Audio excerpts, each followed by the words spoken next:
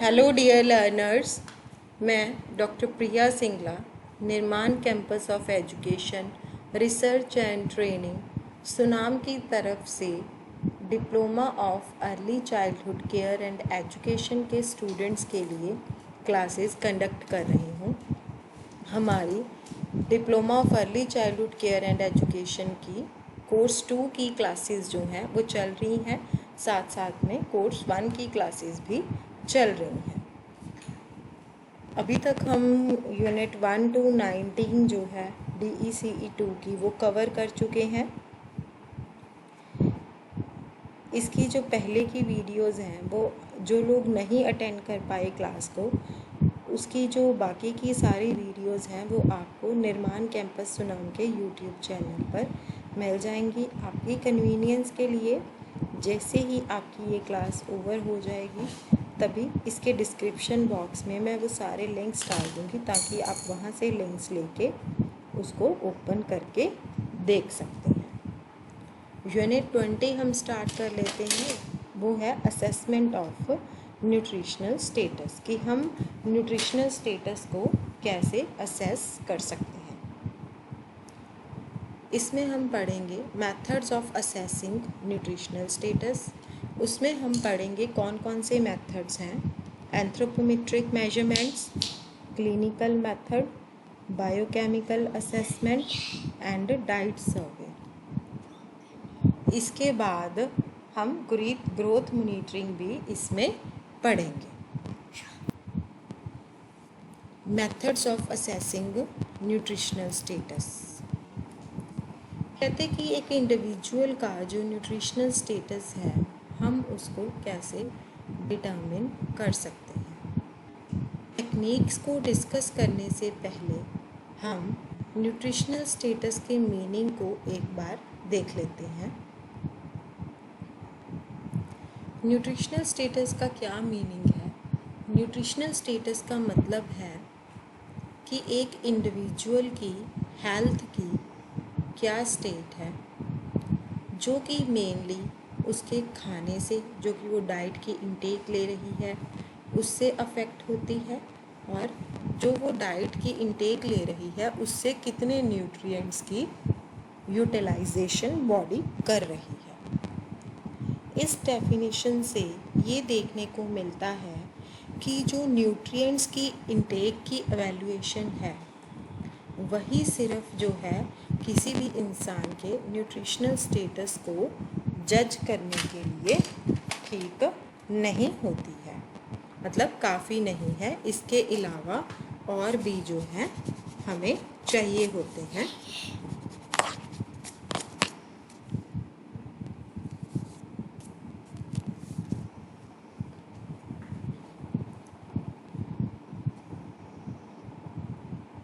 कहते कि ये इतना सिंपल नहीं है। जैसे कि हम यहाँ पर एक बच्चे की एग्जांपल लेते हैं जो कि प्रॉपरली ग्रो नहीं कर रहा है। एक बच्चे का जो फेलियर है कि वो अपना जितनी उसकी ग्रोथ होनी चाहिए वो उसको अचीव नहीं कर रहा है। मे बी हो सकता है कि वो इसीलिए अचीव नहीं कर पा रहा है अपनी ग्रोथ को कि कोई हेरिडिटरी फैक्टर्स हों, या कोई इन्फेक्शंस हों, या कोई और डिजीज़ हों, डाइट की कमी हो सकता है, कोई और फैक्टर भी हो सकता है।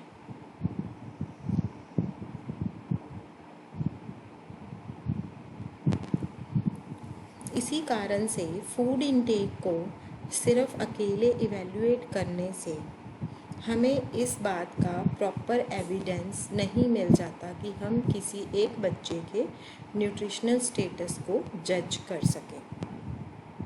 क्या चीज़ हेल्पफुल हो सकती है कि सारी इन्फॉर्मेशंस को एक साथ रखना, जैसे कि इलनेस की टाइप क्या है और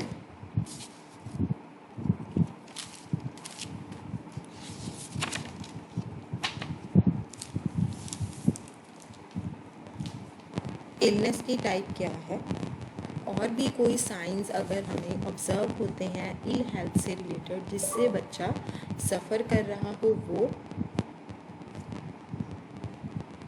न्यूट्रिएंट्स का क्या लेवल है और सब्सटेंसेस का ब्लड और यूरिन में क्या लेवल है, ये सारी चीज़ों को देख के ही हमें पता लग सकता है कि न्यूट्रिशनल स्टेटस एक इंसान का कैसा है। ये जो इन्फॉर्मेशन है इससे हम ये नोटिस करेंगे कि हमें ये कंफर्म करने में मदद करेगा कि जो ग्रोथ फेलियर है क्या वो इन्हीं कारणों की वजह से हो रहा है कि हम प्रॉपर न्यूट्रिएंट इनटेक नहीं ले रहे हैं या और कोई इसके कारण है।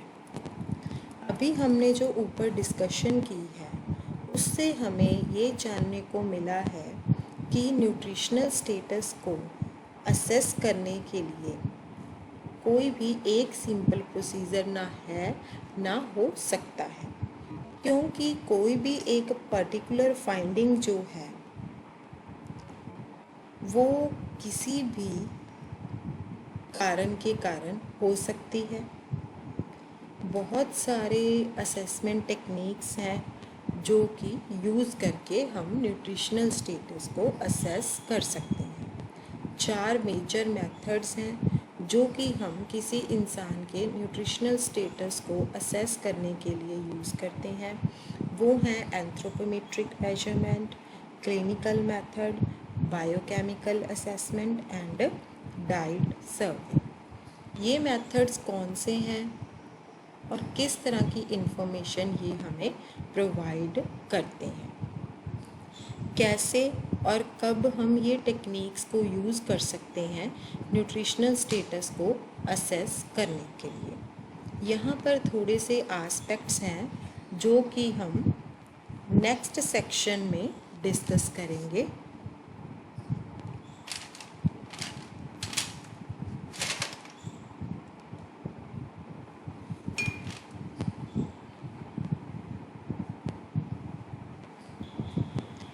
कहते हैं यहाँ पर ये बात याद रखना बड़ा इम्पॉर्टेंट है कि ये जो मेथड्स होते हैं हर मेथड की अपनी एक यूनिक कंट्रीब्यूशन होती है और हर मेथड की अपनी ही लिमिटेशंस भी होती है जो कि हमें सारी कंसीडर करनी होती हैं, चाहे किसी चीज़ की कोई लिमिटेशन हो या फिर किसी चीज़ की कोई एडवांटेजेस हों। जब हम इंटरप्रेट करते हैं डाटा को तब हमें ये सारी चीज़ों को ध्यान में रखने की ज़रूरत होती है।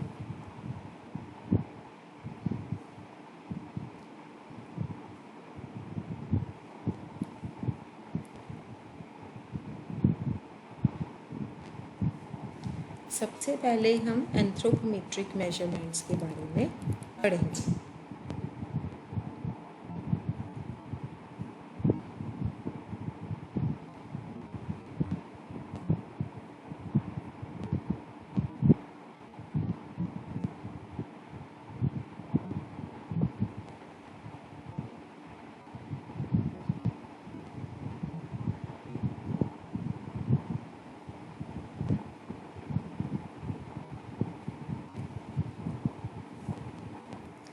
एंथ्रोपोमेट्रिक मेजरमेंट्स जो हैं वो सिंपली बॉडी के साइज़ की मेजरमेंट्स को रेफ़र करती हैं।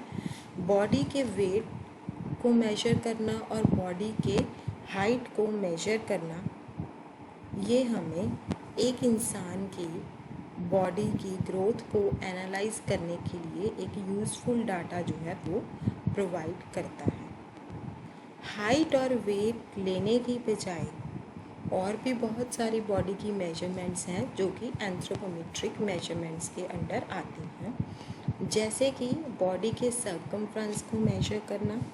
इससे क्या है, हमें ये पता चल जाता है कि हमारी बॉडी में फ़ैट की कितनी डिग्री है और बॉडी टिश्यूज़ कितने अमाउंट लीन बॉडी टिश्यूज़ की है, जैसे कि बॉडी में मसल्स।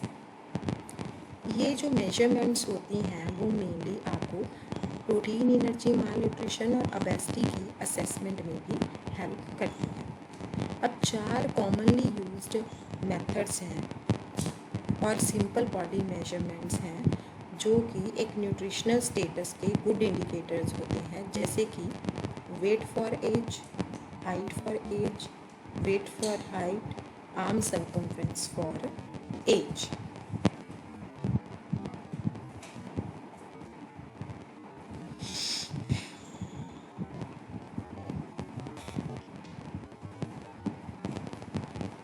ये जो सेक्शन है ये एक एंथ्रोपोमेट्रिक मेजरमेंट्स के बारे में एक डिटेल्ड स्टडी प्रेजेंट करता है। इससे पहले कि हम इसको डिटेल में शुरू करें, हम आपका ध्यान इस तरफ लाना चाहते हैं, इस फैक्ट की तरफ लाना चाहते हैं कि एंथ्रोपोमेट्रिक मेजरमेंट्स का जो यूज़ है, स्पेशली हाइट और वेट जो है, वो दो फैक्टर्स के ऊपर डिपेंड करता है। सबसे पहला फैक्टर है एक्यूरेट एज की असेसमेंट, दूसरा है एप्रोप्रिएट नॉर्मल वैल्यूज़ या स्टैंडर्ड्स फॉर कंपैरिजन। इसका मतलब ये है कि एक तो आपको एज जो है वो प्रॉपर पता होनी चाहिए, क्योंकि उसके अकॉर्डिंगली ही हम हाइट या वेट जो है वो देख सकते हैं। क्योंकि यहाँ पर हमने देखा ना, हाइट फॉर एज और वेट फॉर एज, है ना, तो एज के अकॉर्डिंगली ही हम हाइट या वेट देख सकते हैं। दूसरा है कि हम स्टैंडर्ड्स हमें पता होने ज़रूरी हैं। जैसे मान लीजिए हमने बोल दिया कि एक 4 साल का बच्चा है और उसकी हाइट है 100 सेंटीमीटर, तो क्या ये हाइट ठीक है या नहीं? तो ये चीज़ें हमें जो स्टैंडर्ड वैल्यूज़ या नॉर्मल वैल्यूज़ जिसको आप बोल सकते हैं, उसके अकॉर्डिंगली हमें पता होनी चाहिए। अब एक्यूरेट एज की जो असेसमेंट है वो ज़रूरी है। वो क्यों ज़रूरी है? क्योंकि बॉडी की जो मेजरमेंट्स हैं, जैसे कि हाइट, वेट या बॉडी के जो सर्कमफ्रेंसेस हैं, वो एज के साथ साथ बढ़ते रहते हैं। अगर आपको अपनी करेक्ट एज नहीं पता होगी तो ये बिल्कुल भी पॉसिबल नहीं होगा कि आपकी जो हाइट, वेट या बॉडी का सर्कमफ्रेंस है वो आपको करेक्ट पता लग सके, मतलब आप करेक्ट असेसमेंट जो है वो नहीं कर पाओगे।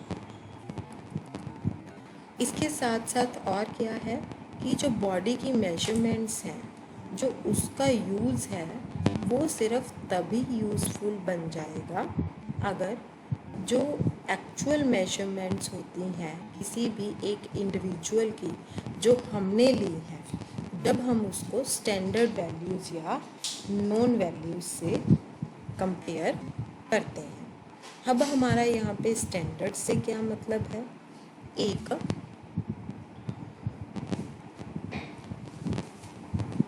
स्टैंडर्ड्स जो हैं वो एक हेल्दी बच्चे की और एक वेल नरिश्ड बच्चे की बॉडी की मेजरमेंट्स होती हैं। पर यहाँ पर इसका मतलब ये नहीं है कि सिर्फ एक ही बच्चे की, जितने भी जैसे इंडिया की हमने निकाली है तो हम क्या कर सकते हैं कि इंडिया के बच्चों की स्टैंडर्ड वैल्यू क्या है हाइट की, तो जितने भी वेल नरिश्ड और हेल्दी बच्चे होंगे हम उनकी सबकी बॉडी की मेजरमेंट्स ले लेंगे, फिर हम उनका एवरेज निकालेंगे। अब यहाँ पर हेल्दी और वेल नरिश्ड बच्चों से क्या है, जो बच्चे मेडिकली भी और सोशली भी वेल प्रोटेक्टेड होते हैं, उन बच्चों को हम वेल नरिश्ड और हेल्दी बच्चों में लेते हैं। उन बच्चों की जब हम बॉडी की मेजरमेंट्स लेते हैं, फिर उसका मीन निकालते हैं, एवरेज निकालते हैं, उसको हम बोलते हैं स्टैंडर्ड वैल्यू। ये जो वैल्यूज़ होती हैं ये कंपैरिजन के पर्पस के लिए ही यूज़ की जाती हैं।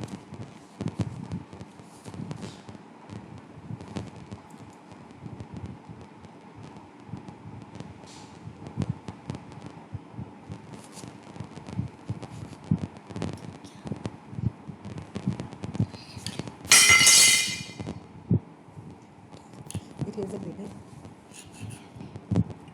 ये आ रहे हैं, ये वाली एक ये वाली, ये हवा में उड़ा दी ना थोड़ी सी, ये भी हवा में उड़ा दी। चलिए तीनों ठीक कर लेंगे। वैल्यू देते हैं वेल नरिश्ड बच्चों की। एग्जाम्पल कि कौन कौन देता है?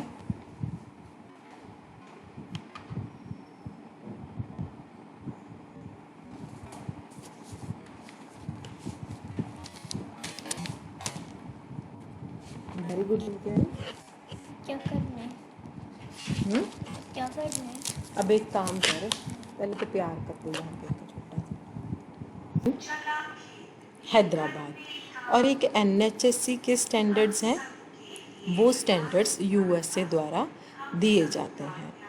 हम एनएचएससी के स्टैंडर्ड्स को यूज़ करेंगे कंपैरिजन के लिए, क्योंकि जो इंडिया में स्टडीज़ को कंडक्ट किया गया है वो ये शो करता है कि एटलीस्ट जो एडलेसेंट्स तक जो हेल्दी और वेल नरिश्ड इंडियन बच्चों का ग्रोथ पैटर्न होता है वो अमेरिकन बच्चों के साथ ही कंपेरेबल होता है।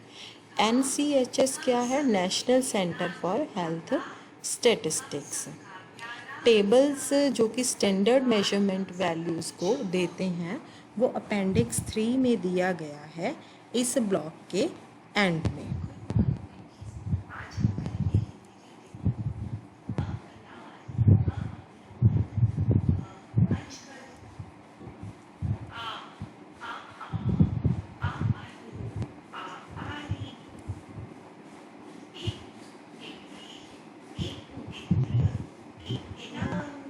खाता है कि एक इंसान का फूड इंटेक का लेवल क्या है।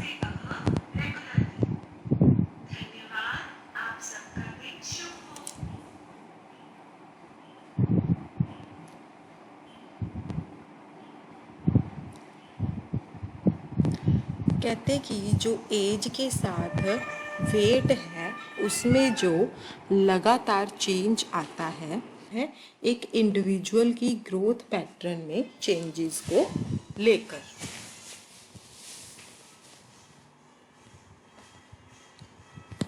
वेट फॉर एज का मतलब क्या होता है कि एक एज के अकॉर्डिंगली एक इंसान का वेट होता है कि अगर मान लीजिए इस बच्चे का एज 3 इयर्स है तो उसका वेट जो है 15 kg होना चाहिए। ठीक है, इस तरह से ही वेट फॉर एज जो है वो होता है। अब इनका कहना ये है कि ये इस बात पे डिपेंड करता है कि हम कितना फूड खा रहे हैं। जो वेट है उसमें थोड़ी तेज़ी से वेट बढ़ता है अपना हाइट के कंपैरेटिवली, मतलब जो वेट है वो 15 से 17 किलो होते उतना टाइम नहीं लगता, हाइट को 100 से 101 होने में टाइम लगता है। थोड़े ही दिनों में अगर वेट में चेंजेस आए तो हम कई बार सक्सेसफुल चेंजेस को ऑब्ज़र्व कर सकते हैं। इसीलिए हाइट फॉर एज की तरह तो बिल्कुल भी नहीं, वेट फॉर एज जो है वो बहुत ही सेंसिटिव मेजरमेंट है जो कि शॉर्ट ड्यूरेशन माल नरिश को हमें बताता है कि बच्चे को या किसी भी इंसान को शॉर्ट ड्यूरेशन माल न्यूट्रिशन है या नहीं है। अगर किसी भी बच्चे का वेट जो है हम उसको रेगुलरली रिकॉर्ड करते हैं ये चेक करने के लिए कि क्या बच्चे के वेट में रेगुलरली गेन हो रहा है या नहीं, तो हम उस रिकॉर्ड किए हुए वेट को बाद में जो स्टैंडर्ड वैल्यूज़ हैं उसके साथ कंपेयर करते हैं, या फिर उसके साथ साथ क्या है अगर हम वेट को जो एज के अगेंस्ट हम ग्राफ पे प्लॉट करते हैं जैसे कि हमने ग्रोथ मॉनिटरिंग के चैप्टर में किया था, ये देखने के लिए कि क्या बच्चे की ग्रोथ का पैटर्न जो है वो नॉर्मल है, उस टाइम भी हमें एक नॉर्मल स्टैंडर्ड कर्व के साथ उसको कंपेयर करना पड़ता है। इसके बाद इसके बारे में ज़्यादा हमें 20.3 सेक्शन में भी पढ़ने को मिलेगा। कहते कि अगर एज के अकॉर्डिंगली लो वेट होता है तो हम उसको अंडर वेट कहते हैं। हम वेट को कैसे मेजर करते हैं? वेट को हम मेजर कर सकते हैं बीम बैलेंस के साथ, है ना। बीम बैलेंस को हम प्लेटफॉर्म स्केल भी बोलते हैं। ये फिगर 20.1a में दिखाया गया है, ये वाली फिगर है, इसमें ये दिखाया गया है कि ये बीम बैलेंस है, इस पर हम बच्चे का जो वेट है वो मेजर करते हैं। अब जो ज़्यादा रिसेंटली आया है बच्चों का वेट मेजर करने के लिए उसको हम बोलते हैं सॉल्टर स्केल्स। वो ये वाले स्केल्स हैं बच्चे का वेट मेजर करने के लिए। सॉल्टर स्केल्स जो होते हैं उसको छत के साथ टांग सकते हैं, छत से नीचे की तरफ टांग सकते हैं, या फिर एक ट्री के ऊपर, जैसे कि एक फिगर में शो किया गया है।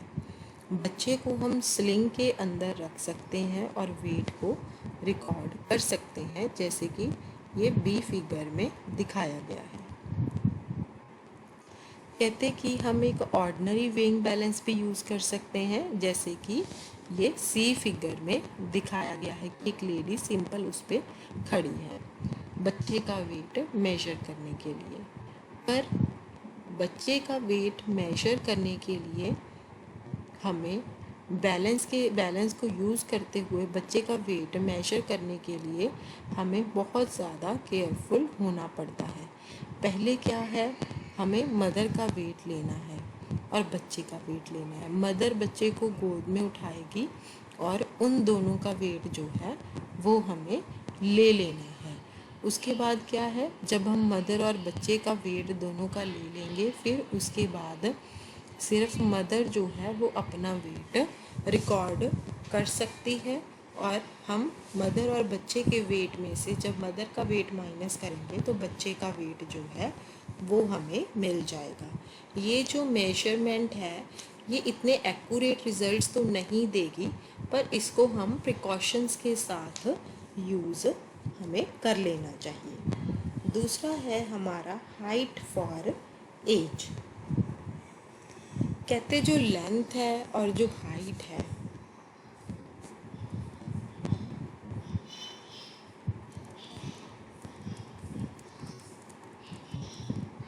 लेंथ और हाइट जो है वो एक रिलायबल मेजर होता है।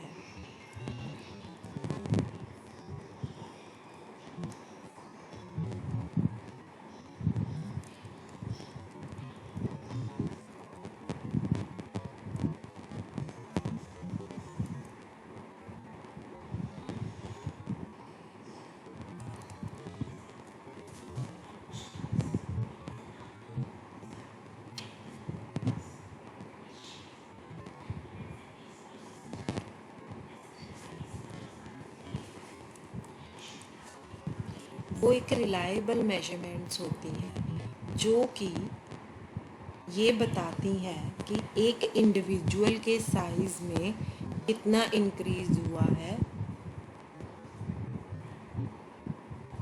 जो कि ये क्या वो अप हुआ है ये डिटर्मिन किया जाता है, और ये हमें एक एडिक्वेट न्यूट्रिशनल स्टेटस के बारे में बता सकता है। एक एग्जांपल दी गई है, कहते कि हम जानते हैं कि नॉर्मली एक बच्चा जो होता है वो बर्थ के टाइम पे 50 सेंटीमीटर का होता है। बर्थ की जो ये लेंथ है वो एक साल में बढ़ के 75 सेंटीमीटर्स तक आ जाती है। अब 4 साल तक आते आते जो बच्चा है वो 100 सेंटीमीटर्स तक लंबा हो जाता है। इसके बाद क्या है, बच्चा जो है वो हर साल तकरीबन 5000 की अप्रॉक्सीमेटली जो हाइट है वो गेन करता है, जब तक कि वो 10 साल का नहीं हो जाता। अपनी हाइट को रिकॉर्ड करना उसको ये जानने में मदद मिलती है उससे कि बच्चा ग्रो नॉर्मली कर रहा है या नहीं, बच्चे की हेल्थ गुड कंडीशन में है या नहीं। पर ये भी इम्पॉर्टेंट है नोट करना कि हाइट में जो चेंजेस हैं वो ज़्यादा स्लो तो नहीं हो रही हैं, है ना। तो इससे क्या है, हमें पूरा प्रॉपर ग्रोथ पैटर्न एक ग्राफ के ऊपर हम बना सकते हैं। उससे हमें ये पता चल जाएगा कि कितने टाइम के इंटरवल में जो है बच्चे की हाइट जो है किस अकॉर्डिंगली बढ़ी है और किस पीरियड में सबसे ज़्यादा इंक्रीज़ हुई है। दूसरे शब्दों में हम ये कहते हैं कि ये बहुत ज़्यादा सेंसिटिव मेजरमेंट्स नहीं हैं शॉर्ट ड्यूरेशन माल न्यूट्रिशन को देखने के लिए।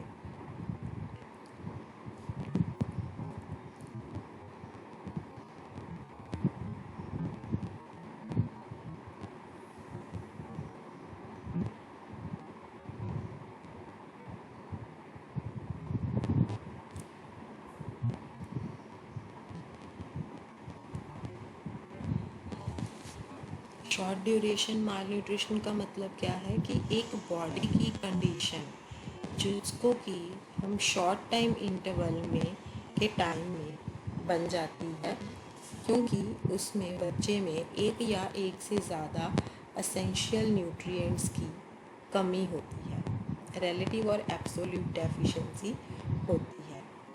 इसके साथ साथ क्या है कि हाइट जो है वो डिक्रीज़ नहीं हो सकती है, जो वेट है वो डिक्रीज़ भी हो सकता है, पर जो हाइट है वो डिक्रीज़ नहीं हो सकती है। और इसीलिए हम इसको ये नहीं बोल सकते हैं, ये इंडिकेट नहीं कर सकते हैं कि हेल्थ में डिटीरियोरेशन हो रही है। हाइट फॉर एज जो है, इसीलिए वो सिर्फ एक लॉन्ग ड्यूरेशन माल न्यूट्रिशन की मेजर करने के लिए यूज़ किया जाता है। लॉन्ग ड्यूरेशन माल न्यूट्रिशन क्या होती है? जब एक या एक से ज़्यादा न्यूट्रिएंट्स की लंबे टाइम पीरियड के लिए रिलेटिव और एब्सोल्यूट डेफिशिएंसी हो जाती है, उसको हम बोलते हैं लॉन्ग टर्म माल न्यूट्रिशन। क्या हो गया अजय? देख लिया सारी? क्या बात है? टीवी पे देख ले राजे मूवी। ये इसकी बाजी नहीं है, जाऊंगी इसकी ये देख रहा था। वो बाटी नहीं मैंने कैसे ले बाहर जबकि देख ले। क्वेश्चन पे आते हैं कि हमें हाइट को मेजर कैसे करना है। कहते हैं कि एक वर्टिकल मेजरिंग टेप स्केल होता है जिसको कि वॉल के ऊपर फिक्स कर दिया जाता है। उसको हम यूज़ करते हैं हाइट को रिकॉर्ड करने के लिए बड़े बच्चों की और अडल्ट्स की, जैसे कि फिगर 20.2a में दिखाया गया है।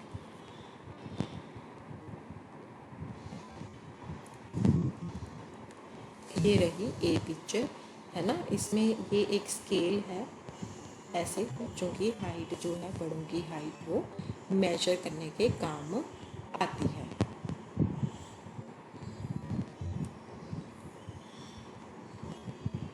उसके बाद है एक और तरीका है ऑल्टरनेटिवली हाइट को मेजर करने का, कि हम उनको वॉल के साथ खड़ा कर सकते हैं। बच्चों को नंगे पैरों के साथ हम बच्चे को ज़मीन के ऊपर खड़ा करेंगे, बिल्कुल फ्लैट फ्लोर के ऊपर, और बोलेंगे कि वॉल के अगेंस्ट बिल्कुल परपेंडिकुलर खड़े हो जाओ और अपने फीट जो हैं वो बिल्कुल दीवार के साथ पीछे टच कर लो। हील्स को, बुटक्स, शोल्डर्स जो हैं, हेड की जो बैक है वो बिल्कुल सब कुछ वॉल के साथ टच होना चाहिए। जो हेड है वो बिल्कुल सीधा होना चाहिए और मार्क जो है फिर वो वॉल के ऊपर लगा दिया जाता है। किसी भी फ्लैट ऑब्जेक्ट को जो है हेड के टॉप पे हॉरिजॉन्टली लगा के, जो पीछे वर्टिकल एज होता है उसके वॉल के ऊपर, उसके अकॉर्डिंगली वहाँ पर मेजरमेंट ली जाती है। जो हाइट है उसको हम बाद में बच्चे को हटा के एक गुड मेजरिंग टेप को यूज़ करके भी कर सकते हैं।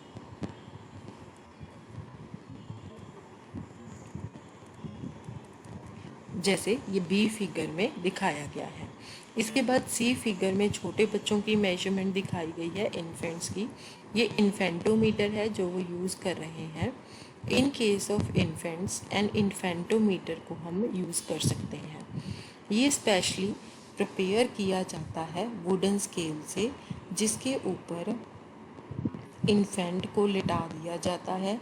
उसका हेड जो है वो बिल्कुल जो फिक्स हेड पीस होता है उसके साथ टच कर दिया जाता है। लेग्स को प्रॉपर फुली एक्सटेंड कर दिया जाता है, प्रेशर के साथ नीज़ के ऊपर बिल्कुल प्रेशर देके बिल्कुल सीधा कर दिया जाता है। और जो मूवेबल स्लाइडिंग पीस होता है उसके साथ बच्चों के पैरों के जो सोल्स होते हैं उसको फ्लैट टच कर दिया जाता है और मेजरमेंट को रिकॉर्ड कर दिया जाता है। ये पिक्चर में बिल्कुल क्लियर दिखाया गया है कि बच्चे का हेड कहाँ पर है। देखो, डॉक्टर ने हैंड से उसके नीज़ को पकड़ा हुआ और बाद में पैरों को बिल्कुल इसके साथ टच भी किया हुआ है। इसके बाद है wait for height.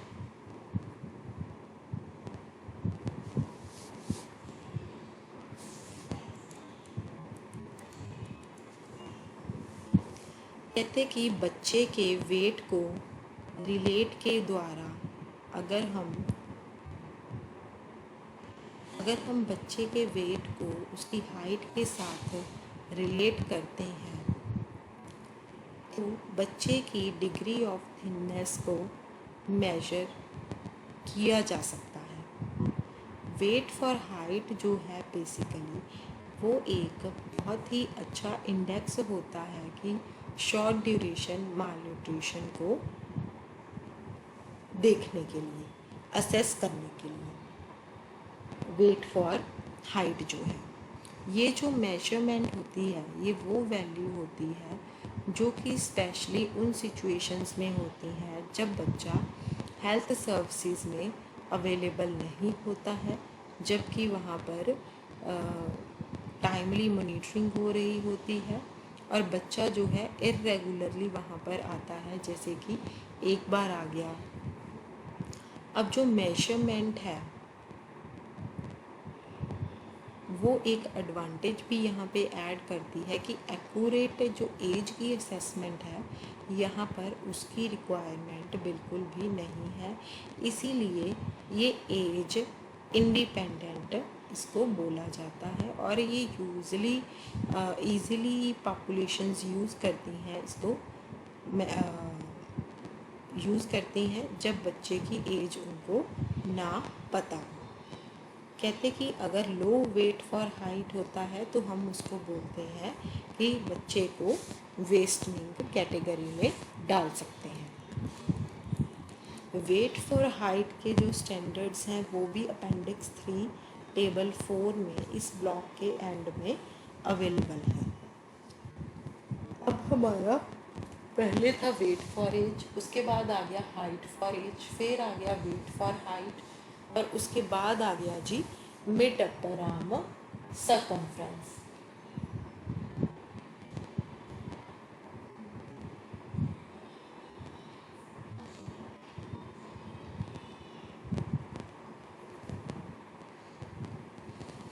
Mid upper arm circumference जो है वो एक बच्चों के या किसी भी इंडिविजुअल के न्यूट्रिशनल स्टेटस को मेजर करने का एक बहुत ही यूजफुल इंडिकेटर है। कहते कैसे ये जो मेजरमेंट है मिड अपर आर्म की, ये किसी भी इंडिविजुअल के न्यूट्रिशनल स्टेटस को ये कैसे अफेक्ट करती है, हम पहले इसके बारे में पढ़ेंगे। एक आर्म का, एक बाजू का जो सर्कमफ्रेंस है, आप शायद अवेयर भी हो सकते हैं बेसिकली इसके बारे में। इसमें क्या क्या आता है, बोन, फैट और मसल। फैट और मसल जो है वो बॉडी की एनर्जी और प्रोटीन के रिजर्व्स होते हैं, है ना। ये जो रिजर्व्स हैं ये बॉडी में रिड्यूस भी होते हैं अगर बॉडी जो है वो प्रॉपर बॉडी को अपने को फूड ना मिले या फूड की अब्जॉर्प्शन बॉडी में ना हो। जैसे कि प्रोटीन एनर्जी माल न्यूट्रिशन के केस में देखने को ये मिलता है कि जो आर्म सर्कमफ्रेंस होता है वो काफ़ी कम होता है। अब जो आर्म का सर्कमफ्रेंस है वो एज के साथ साथ आम नॉर्मली बढ़ता भी रहता है, पर 1 से 5 साल की एज के बीच में ये ज़्यादा चेंज नहीं होता है और फेयरली कांस्टेंट ही रहता है। इस टाइम पे जो बेबी का फैट है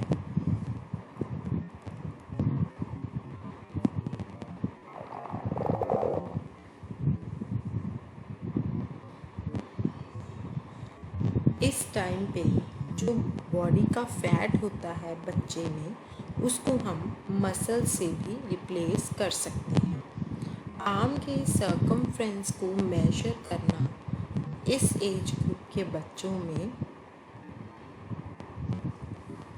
इसीलिए ज़रूरी होता है क्योंकि ये हमें एक अच्छा आइडिया देता है कि बच्चा जो है वो होता है वो एक वेल नरिश्ड इंडियन बच्चे में अप्रॉक्सीमेटली 15 से 16 सेंटीमीटर तक होता है।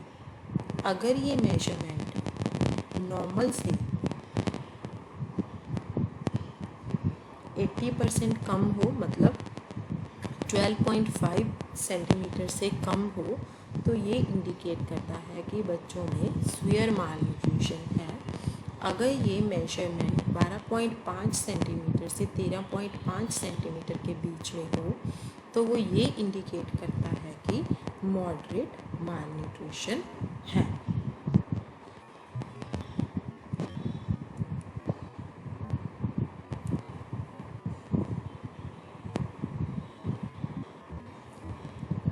इसीलिए हम कहते हैं कि जो मिड अपर आर्म सर्कमफ्रेंस होता है वो एक बहुत ही इजी मेजरमेंट है और एक बहुत ही यूज़फुल मेजरमेंट है बच्चों की थिननेस को मेजर करने का और उनकी मसल वेस्टनिंग को मेजर करने का।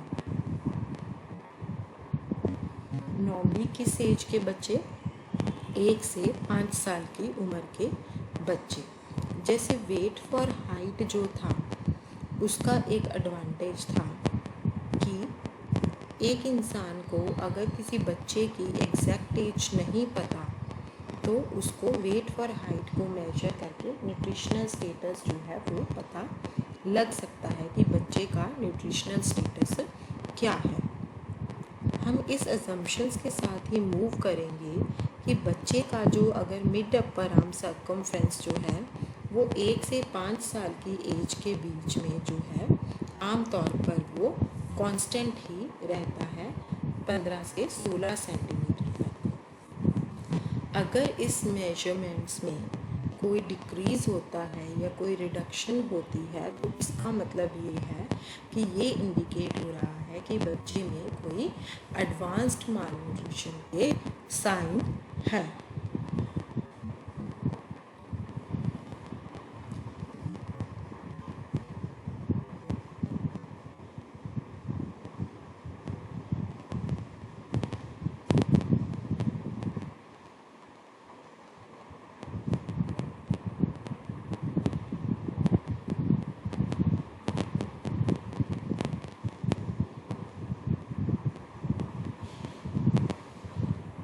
जो मिड अपर आर्म सर्कमफ्रेंस है वो सिचुएशन में पर्टिकुलरली फील्ड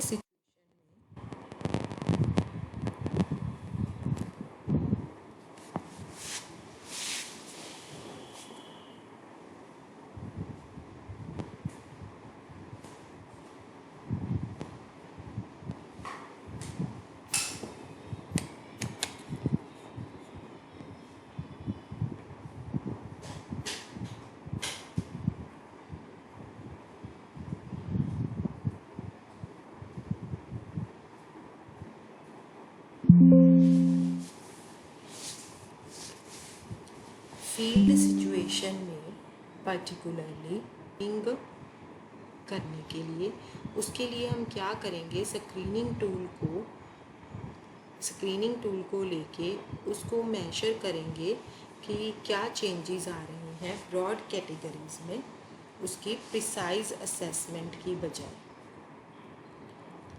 अब नेक्स्ट हमारा एक क्रूशियल क्वेश्चन और है कि हम आर्म सर्कमफ्रेंस को मेजर कैसे करेंगे। एक बच्चे की आर्म की राउंडनेस और फैटनेस को अगर कोई मेजर करता है कोई भी ऑर्डिनरी मेजरिंग टेप को लेके यूज़ करके, उसको बच्चे की लेफ़्ट आर्म की मिडल पार्ट के अराउंड प्लेस करता है और वैल्यू को रिकॉर्ड कर लेता है। पर फील्ड सिचुएशन में क्या होता है, जो आर्म की मेजरमेंट, आर्म सर्कमफ्रेंस की मेजरमेंट होती है वो मोस्ट कॉमनली जो है वो ट्राई कलर्ड स्ट्रिप को यूज़ करके ही ली जाती है, जिसको कि हम बोलते हैं ट्राई कलर आर्म टेप। जो ट्राई कलर की टेप होती है वो फ्लेक्सिबल होती है पर नॉन स्ट्रेचेबल प्लास्टिक टेप होती है। एक स्पेसिमन टेप जो है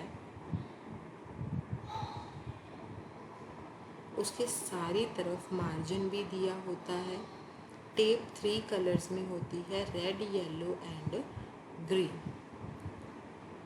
इसके प्रॉपर कट ऑफ पॉइंट्स भी बने हुए होते हैं। जो रेड जोन है वो 12.5 सेंटीमीटर लंबा होता है, येलो जोन जो है वो 1 सेंटीमीटर लंबा होता है, और जो रिमेनिंग पोर्शन होता है वो ग्रीन होता है। अब आपको क्या लगता है कि ये जो डिफरेंट कलर्स हैं ये टेप के ऊपर क्या इंडिकेट करते हैं? कहते ये समझना और भी बेस्ट हो सकता है कि इस पर्टिकुलर टेप को यूज़ करके ही हम बच्चे की जो आर्म सर्कमफ्रेंस है उसको मेजर कर सकते हैं।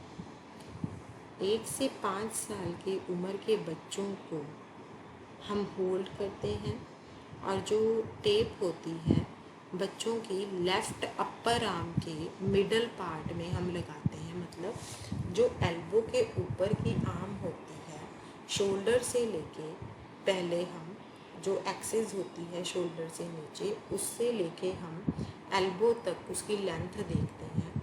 फिर उसका जो हाफ होता है, अपर आर्म का जो हाफ हो जाएगा, वहाँ से हम बच्चे की जो मिड अपर आर्म सर्कमफ्रेंस है उसको मेजर कर सकते हैं। फिर हम क्या करते हैं, मिडल पार्ट हमने चेक कर लिया। फिर उसके बाद हम जो रेड एंड होता है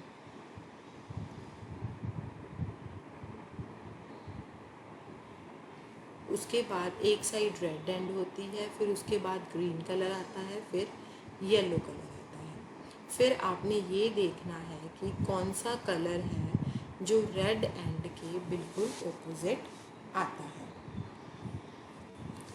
जैसे कि अगर रेड जो एंड है वो ग्रीन के ऑपोजिट आता है तो ये इंडिकेट करता है कि बच्चा नॉर्मल है और हेल्दी है और प्रॉपर फूड उसको मिल रहा है, और बच्चे को इनफ फूड ही हमें देते रहना चाहिए। उसके बाद है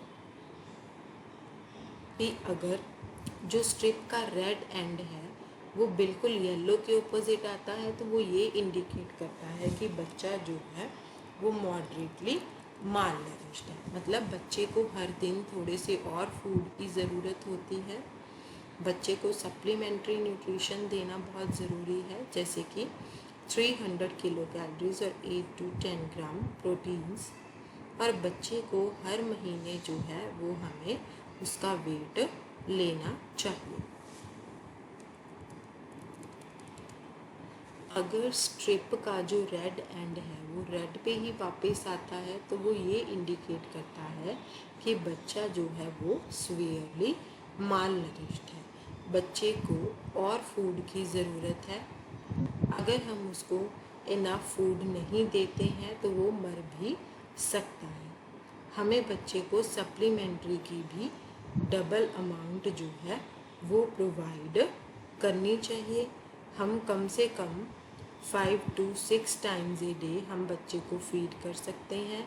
हर महीने हमें बच्चे को वेट करते रहना है और हेल्थ स्टाफ की एडवाइस भी लेते रहना है।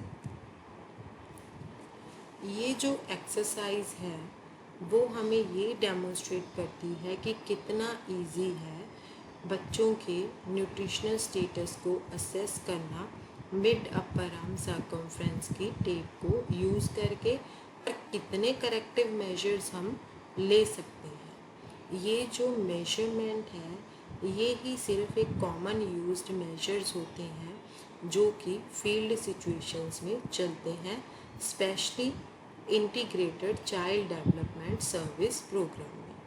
इस प्रोग्राम के अंडर जो MUAC टेप है उसको हम यूज़ करते हैं कभी कभी नॉर्मल चिल्ड्रन को स्क्रीन करने के लिए, मॉडरेटली और सीवियरली माल नरिश्ड चिल्ड्रन को फाइंड आउट करने के लिए, और उनको माल नरिश्ड बच्चों को सप्लीमेंट्री फूड भी प्रोवाइड किया जाता है।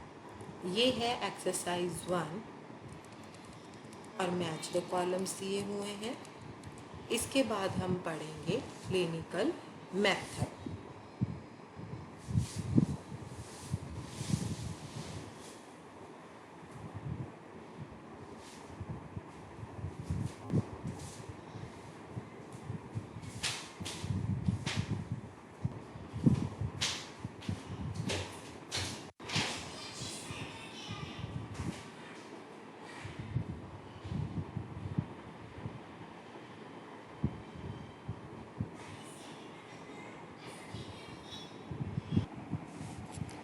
क्लिनिकल मेथड, अब सिचुएशन को कंसीडर करते हुए कि आप वहाँ पर हो जहाँ पर एक छोटा बच्चा है, इन्फेंट है, जो कि प्रॉपरली ग्रो नहीं कर रहा है। उसका जो बॉडी का वेट है वो भी बहुत लो है।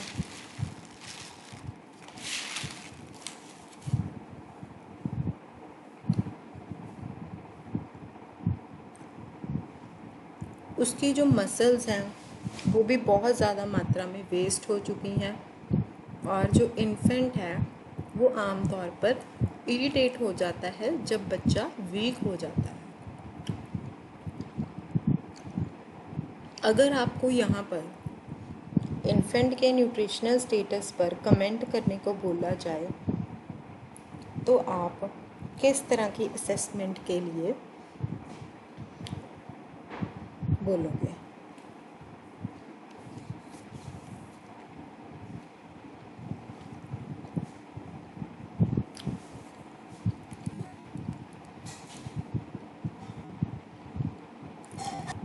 कहते कि हाँ, इस बात में कोई डाउट नहीं है कि आप ये कहोगे कि बच्चा जो है वो बिल्कुल पुअर न्यूट्रिशन की स्टेट में है और वो मेरास्मस से सफ़र कर रहा है।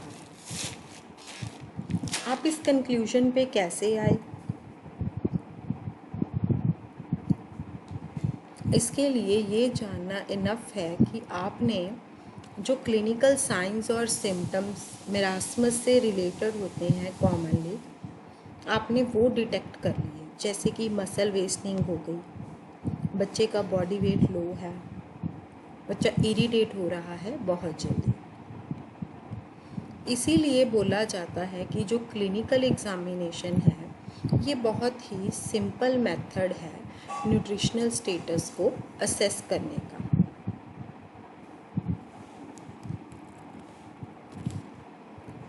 क्योंकि क्लिनिकल एग्जामिनेशन में आप सिर्फ ये देख के बता सकते हो कि बॉडी में आपको देखने में क्या चेंजेस जो हैं वो शो हो रहे हैं, जिससे कि आप ये बता सकते हैं कि एक पर्टिकुलर डेफिशिएंसी जो है वो किस चीज़ की है।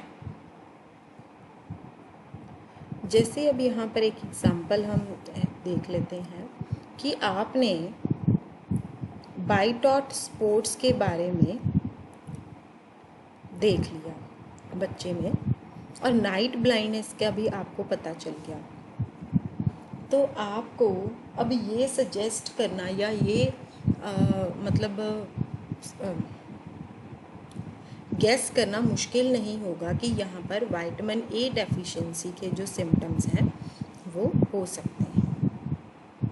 अब मान लीजिए बच्चे को देखने पे आपको पता चल गया कि शरीर बच्चे का पीला है, औरत का पीला है, तो वो काफ़ी ज़्यादा लेज़ीनेस भी दिखा रही है, तो आप उसको ये सजेस्ट कर सकते हैं कि अनीमिया के पॉसिबिलिटी के चांसेस हो सकते हैं।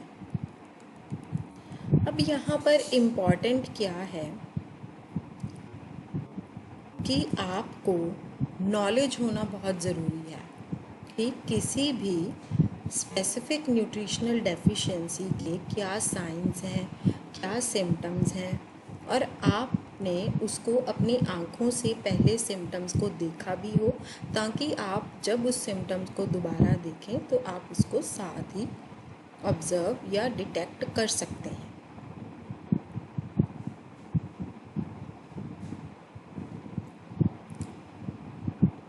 अगर आपने बहुत ही ध्यान से ट्रेनिंग ली हो तो आप बहुत जल्दी ये रिकॉग्नाइज करना सीख जाएंगे क्रूशियल क्लिनिकल साइंस को समझ के कि क्या न्यूट्रिशनल डेफिशिएंसी पेशेंट में अवेलेबल है। क्या साइंस है जिसके बारे में आप देख रहे हैं। टेबल 20.1 में समराइज किए गए हैं थोड़े से साइंस जो कि हमें क्लिनिकल एग्जामिनेशन के बारे में बताएंगे।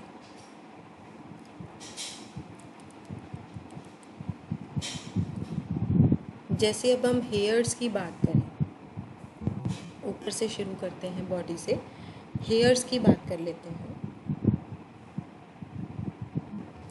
अगर हेयर्स में शाइनिंग जो है वो कम हो गई है, बाल जो हैं वो बहुत ही डल और ड्राई दिख रहे हैं, या बहुत पतले लग रहे हैं, या बालों के जो कलर हैं वो जो कलर अपना ब्लैक कलर जो बाल हैं वो छोड़ गए हैं, रेडिश ब्राउन कलर दिखने लग गया है बालों का, बहुत जल्दी टूट रहे हैं, है ना। तो इस तरह के जो साइंस हैं वो आप अगर जानते होंगे तो सर्वे, जब आप न्यूट्रिशन सर्वे करेंगे तब आपके लिए बहुत इजी हो जाएगा आइडेंटिफाई करना।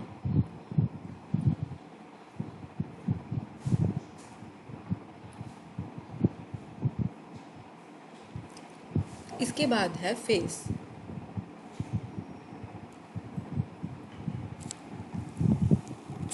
फेस में अब क्या क्या देखने को मिलता है, जैसे कि मून फेस।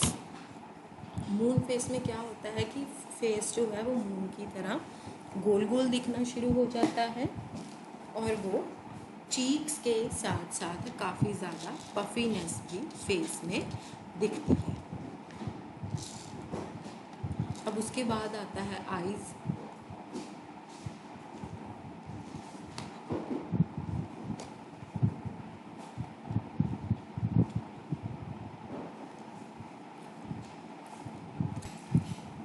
आईज़ में कंजक्टिवल जीरोसिस। इसमें क्या है, जो ट्रांसपेरेंट मेम्ब्रेन होती है जो कि कॉर्निया को कवर करती है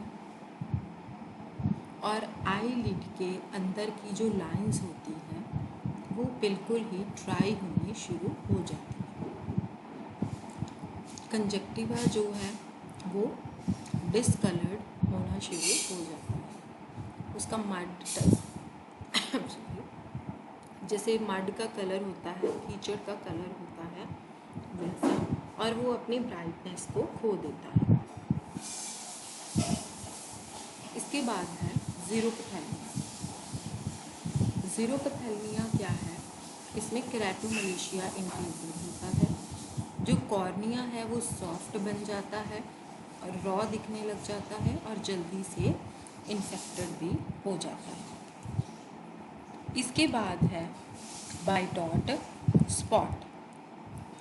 बाइटॉट स्पॉट में क्या है, जो आईज़ की टेम्परल साइड होती है उसके ऊपर ट्रायंगुलर स्पॉट्स दिखने लग जाते हैं जो कि ड्राई और फोमी भी दिखने लग जाती है। आईज़ में और क्या सिम्टम है, नाइट ब्लाइंडनेस। नाइट ब्लाइंडनेस में क्या होता है कि जो बहुत ही कम लाइट होती है तब देखने में दिक्कत आती है। जब ये सारे सिम्टम्स आपको पता होंगे, आपने अच्छी तरह से देखे होंगे, ट्रेनिंग ली होगी, तब आपको न्यूट्रिशनल सर्वे करना फील्ड्स में जाके इजी हो जाएगा। इसके बाद है लिप्स।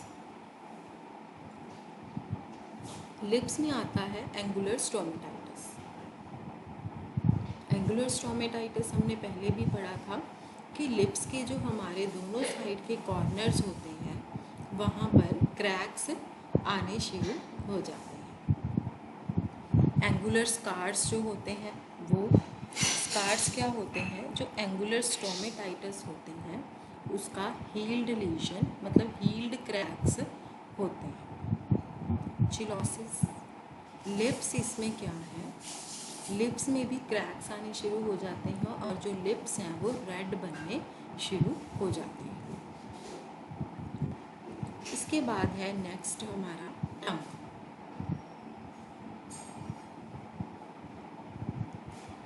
टंग में क्या है, उडीमा हो जाता है। टंग जो है वो रेड और रॉ दिखने लग जाती है, मतलब कि टंग का जो कलर है वो ब्राइट रेड दिखने लग जाता है और उसमें बहुत ही ज़्यादा पेन भी होता है। टंग जो मेजेंटा कलर की हो जाती है, टंग का जो कलर है वो पर्पलिश रेड जो है वो हो जाता है। इसके बाद है अट्रोपिक पेपिले। जो पेपिले है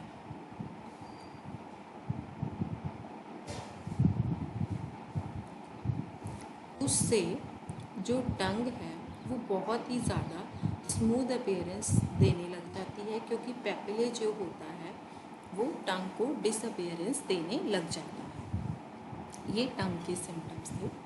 उसके बाद है टीथ, मोटल्ड एनामल। जो टीथ होते हैं, जो मोटल्ड टीथ हो जाते हैं, उसमें टीथ जो हैं वो चॉकी वाइट कलर के दिखने लग जाते हैं और ब्राउनिश एरिया जो होता है उसके इनामल का इरोजन होता भी है और नहीं भी होता है। इसके बाद आते हैं हमारे गम्स।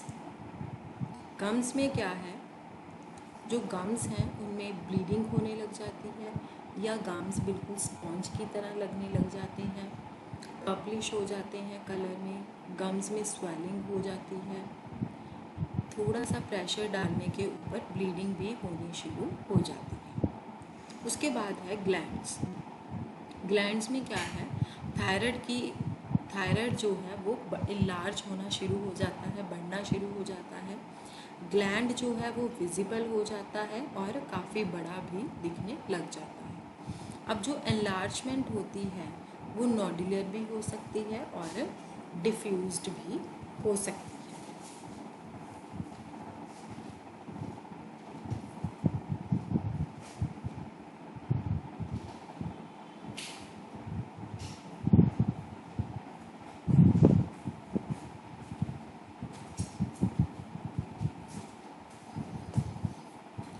यहाँ पर जो नोडुलर है, नोडुलर से मतलब है कि सॉलिड सा लंप हो जाता है।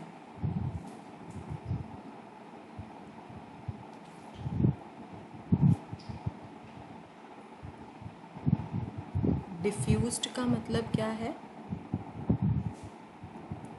डिफ्यूज्ड का मतलब हम सबको पता है कि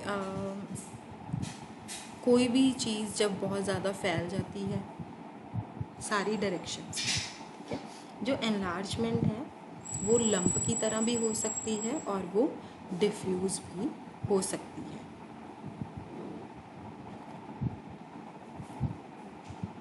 और क्या आता है इसमें, पैरोटिड एनलार्जमेंट। पैरोटिड एनलार्जमेंट में क्या होता है,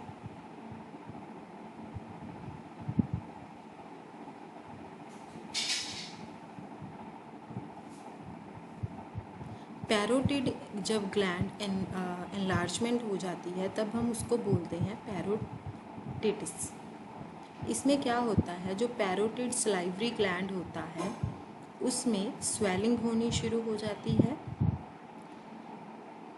जो कि हर कान के नीचे और बिल्कुल इन फ्रंट में लोकेट होता है। इन्फेक्शंस की वजह से ऐसा हो सकता है। अब पैरोटिड एनलार्जमेंट क्या होती है, ये काफ़ी क्रॉनिक होती है, विजिबल भी होती है, कान के बिल्कुल नीचे की तरफ होती है,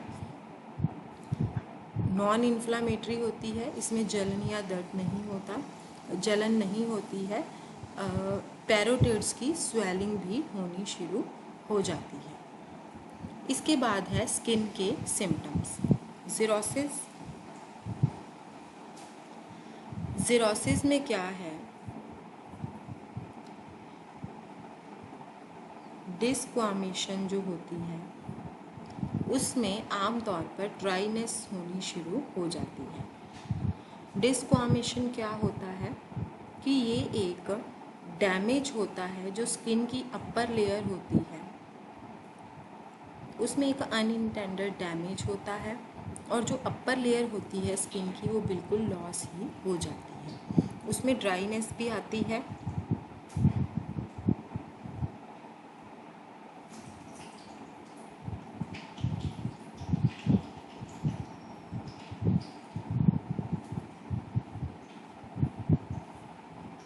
डर्मेटोटिस, जो स्किन लेशंस होते हैं वो सिमेट्रिकल होते हैं और वो बॉडी के पार्ट्स जबकि सन की तरफ एक्सपोज होते हैं तब वो एविडेंट होती है, जैसे कि फोर आर्म्स के ऊपर, लेग्स के ऊपर।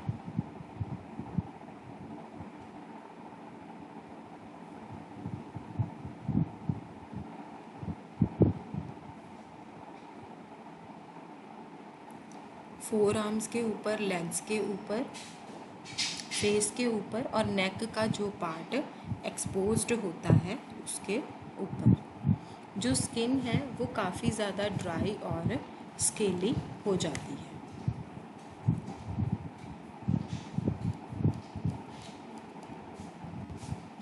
अब नेल्स की बात करते हैं।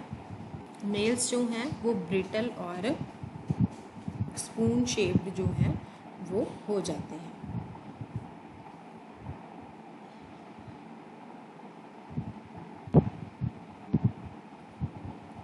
ब्रिटल मतलब हार्ड होते हैं पर जल्दी टूट जाते हैं। आगे है skeletal system.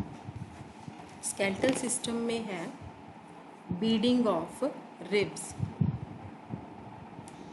According to Wikipedia,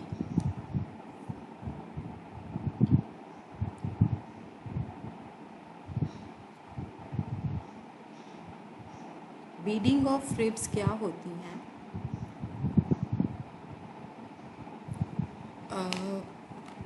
ये होता है कि मतलब वो बीड्स की तरह दिखने लग जाती हैं। ये एक ऐसी कंडीशन होती है जहाँ पर जब रिब्स जो हैं वो कार्टिलेज से मिलती हैं तब वो एनलार्ज हो जाती हैं और नॉडुलर हो जाती हैं, जो कि ऐसे लगता है बिल्कुल बीड्स की तरह ही दिखाई देती हैं। पीजन चेस्ट हो जाती है, जैसे पीजन की चेस्ट बाहर की तरफ निकली होती है बिल्कुल वैसे ही हो जाती है।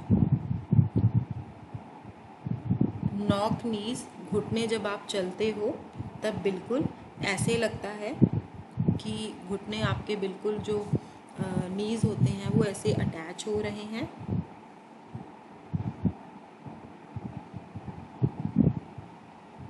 और बो लेग्स मुड़ने लग जाती हैं।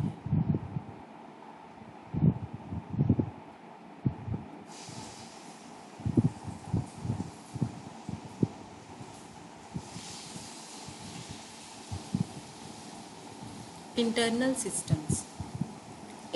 सिस्टम्स में क्या क्या सिम्टम्स होते हैं? जैसे कि गैस्ट्रो इंटेस्टाइनल की हम बात कर रहे हैं।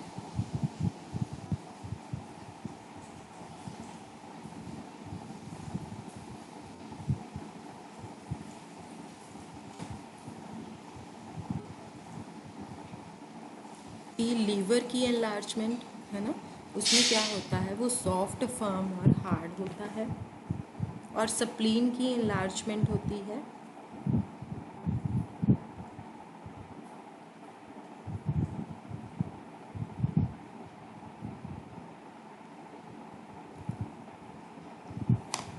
नर्वस सिस्टम में क्या होता है, इरिटेशन होनी शुरू हो जाती है, भूलना शुरू हो जाता है, सिर में दर्द होता है या नींद भी बहुत कम आती है।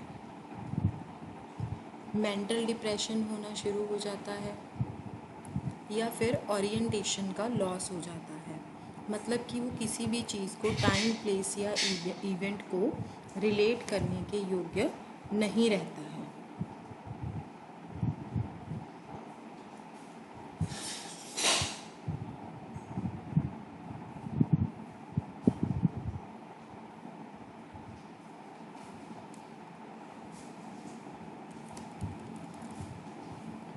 कहते यहाँ पर ये चीज़ को याद रखना बड़ा ज़रूरी है कि जब आप क्लिनिकल साइंस के बेसिस के ऊपर कोई भी सर्वे वर्क करेंगे, सिर्फ क्लिनिकल साइंस के बेसिस के ऊपर, तो वो आपको एक प्रॉब्लम की ट्रू पिक्चर नहीं दे सकते हैं।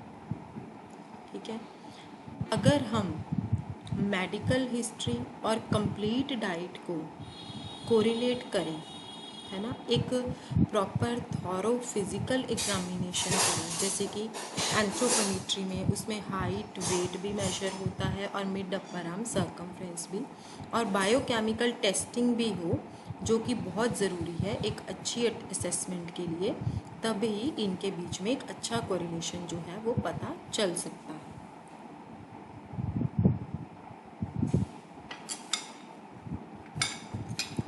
बायोकेमिकल टेस्टिंग में कैसे, जैसे कि सारे ब्लड टेस्ट वगैरह होते हैं या बाकी के और टेस्ट जो होते हैं। अब यहाँ पर एक एग्जांपल दी गई है कि एक बच्चा जो कि 6 से 8 घंटे की नींद डेली नहीं ले रहा है, वो इरिटेशन की कंप्लेंट करता है, बहुत इरिटेट होता है, उसकी कंसंट्रेशन भी काम में बहुत कम लगती है और वो हर वक्त लेज़ी ही रहता है। ये जो सिम्टम्स हैं ये आपकी डाइट में आयरन की कमी के कारण होते हैं।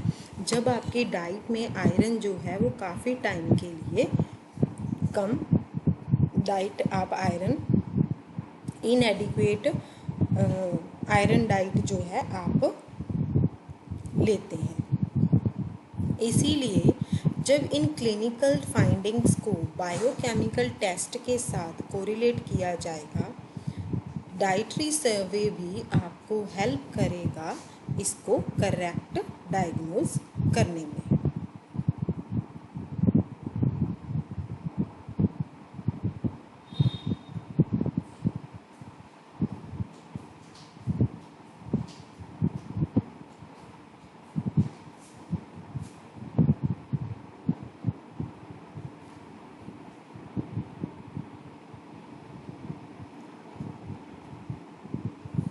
अब ये बायोकेमिकल असेसमेंट क्या है, हम उसके बारे में भी पढ़ेंगे कि बायोकेमिकल असेसमेंट क्या होती है। ये थी हमारी आज की क्लिनिकल मेथड और एंथ्रोपोमेट्री का। एंथ्रोपोमेट्री हमारी थी, उसमें हम weight for age, height for age और weight for height and arm circumference for age, इन चीज़ों के बारे में हमने पढ़ा। जब लो वेट फॉर एज होता है उसको हम बोलते हैं अंडरवेट, जब लो हाइट फॉर एज होता है उसको हम बोलते हैं स्टंटिंग और क्रॉनिक माल न्यूट्रिशन, जब लो वेट फॉर हाइट होता है उसको हम बोलते हैं वेस्टिंग। ठीक है,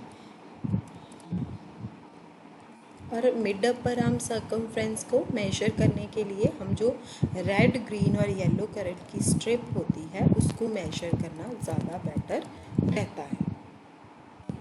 इसके बाद आता है क्लिनिकल मेथड्स जो हमने आज पढ़े हैं।